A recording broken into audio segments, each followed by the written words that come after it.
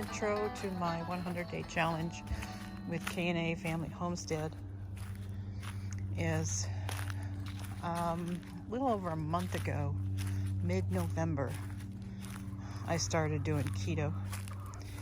And it was actually back in October when I started cutting carbs and sugar.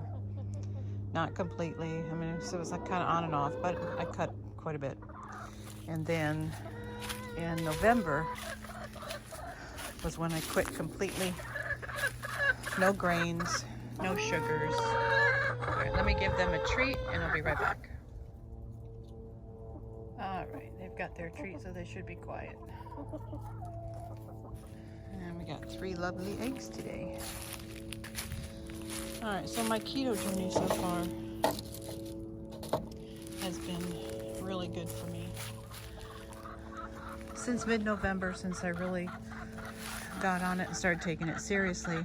Missy Doris, I see you, and you need to go get your treats. There's a whole bunch of them back there. Anyway, as of mid-November and as of this morning, December 31st, I'm down 18 pounds doing keto. I'm not strict. I don't know how to count macros and all of that. I'm using the MyFitnessPal to record everything I eat, and it's the basic MyFitnessPal. I don't have the membership for it, and it kind of gives me an idea of the carbs and fats and proteins and all of that I'm getting. But what I really like most about it is the fact that it's like keeping a journal of what you're eating. So if you eat something and a couple days later you gain weight, you can look back and see what you ate. Yeah, that's what I'm doing right now. This is the beginning of the 100-day challenge with K&A's Family Homestead. And I'm going to try and put out a video at least once a week, maybe twice. Just pretty much pictures of and explaining what I'm eating. I'm not going to go into detail. I'm not going to go into videos about cooking anything. Every now and then I'll do some time lapse of what I'm preparing and show that. It'll give you an idea what it is. Maybe a link to a recipe, where I got it from. I got a lot of chaffle recipes and other recipes from Serious Keto and Keto Connect. I haven't tried a lot of them, but they all look delicious. I kind of just make up my own thing as I go. Whatever I've got in the house, I make it work. Miss Doris. Jeez. Should call her Jeez Louise instead of Miss Doris. Oh, one other thing is, I am not a fan of being in front of the camera. I enjoy taking photos, videos.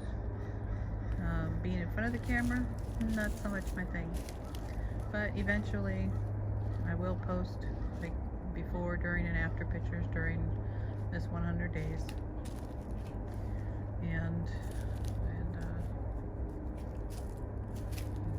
show the progress. I'm really pleased with this. I just wish I'd have found the keto diet, heard about it, 3 or 4 years ago. Well, longer than that ago, 20 years ago. But I got it now. I'm doing good. It's great being on a, quote unquote diet that you don't feel depraved. You don't feel like you're missing out on stuff. I mean, yeah, there was a lot of stuff this Christmas at the Christmas party that I couldn't eat. But because I've been doing it for a month or so already, I didn't want to eat it. There was plenty of other things there to eat that made me feel full, satiated, satisfied, and You know, you look at the table with all the treats on it, cookies and cakes and whatever, candies and stuff, and it's like, it looks tempting, but I'm very proud to say that I didn't eat anything. I also made flan, which is one of my husband's family favorite, and it was their mother's recipe, and I made that, and I didn't taste it. I mean, I know it's good. I make it, made it several times. It's simple ingredients. It's delicious, but it's also loaded with sugar. And I didn't eat any of it, not even before, during, or after baking. So, yeah. There are other ways to get sweet treats without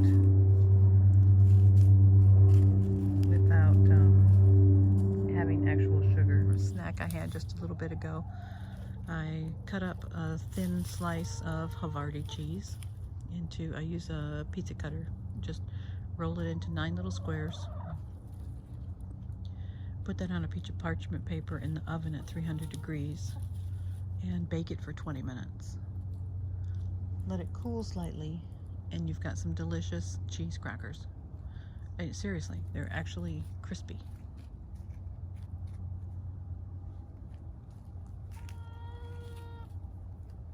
Crispy and crunchy. They're really good. You do the same thing. Parmesan cheese makes great crackers. Not all cheeses will make a great cracker because they're too oily. Baby. Goodness. You better get into your cozy bed tonight. It's gonna get chilly out here tonight. He's got a couple boxes up on the porch with towels in there that he can get into to sleep and stay warm or dry if it's raining. And I got a Dash No Mess waffle maker. Oh, that's what I did. Yes, the making the white bread chaffles, or whatever chaffles you're gonna make them in batches and refrigerate them for a few days, or freeze them individually and then put them in a freezer bag, and then you can just pop them in the toaster and make sandwiches with them. Or if they're, you know, a waffle, then, you know, you'll have hot, crisp, toasty waffles. If you're making dessert chaffles, then they'll be nice. You can put a little butter on them and or make some whipped cream with some sweetener and heavy whipping cream. Yeah, go to Serious Keto and check out his Oreo waffles, Oreo chaffles. They're awesome. There were two different recipes, both really good. The simplest one is my favorite.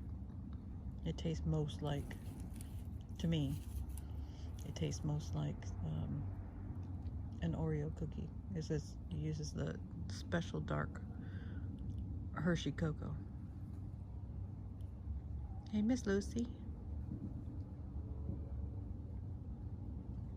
Anyway, I'm jibber jabbering on, and I'm gonna have to cut this video. I'm gonna have to chop it up because it's ridiculously long. I've taken pictures of almost everything that I've made because it helps me keep track of what I like, what I don't like. When I add it to the menu on the MyFitnessPal, it helps me keep track of, again, what I like and don't like, the fats, the carbs, the calories.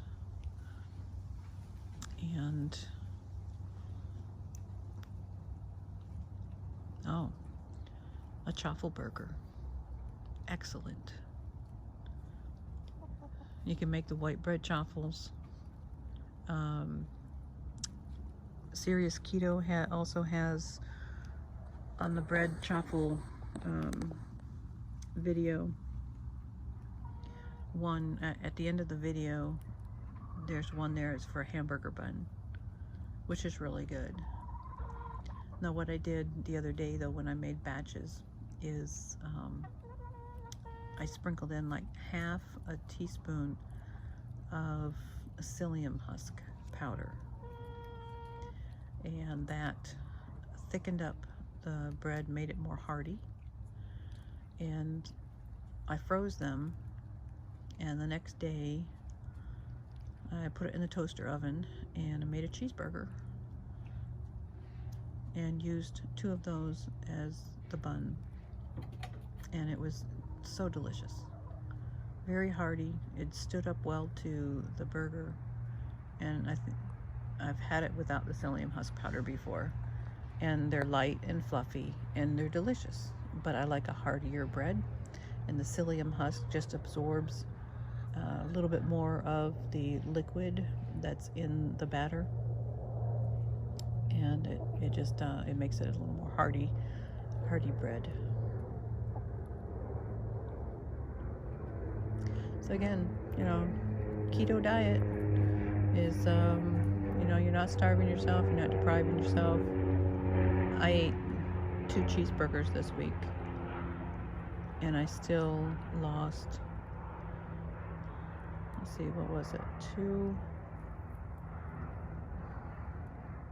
3.5 pounds this week alone. And that's eating butter and cheeseburgers. Go figure. All these years, people are telling you to eat wheat and grains because they're good for you. Anyway, I'm going to be quiet for a minute and I'm going to watch my girls.